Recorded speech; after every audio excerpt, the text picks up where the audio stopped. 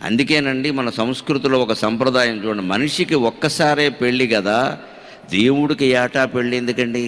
అదే సీతకి, అదే రాముడికి, అదే రుక్మిణీదేవికి, అదే కృష్ణుడికి, అదే పార్వతీదేవికి, అదే శివుడికి ఏటా పెళ్ళి ఎందుకండి? వీళ్ళు లక్షల ఏళ్లుగా పెళ్లి చేసుకుని ఎలా కాపురం చేశారో పురాణాలు చదివి తెలుసుకుని మీరు అలాగే చేయండి అని ఏటా గుర్తు చేయడం కోసమే దేవుడు పెళ్లి ఏటా చేస్తారు. ఒక ప్రేరణ, పురాణాలన్నీ మనకు ఒక ప్రేరణ. ఈ ఆధ్యాత్మిక కార్యక్రమాలన్నీ, గుళ్ళో జరిగే అభిషేకాలు, ఉత్సవాలు, అర్చనలు, కళ్యాణాలు అన్నీ ఒక ప్రేరణ. ఏమిటా ప్రేరణ?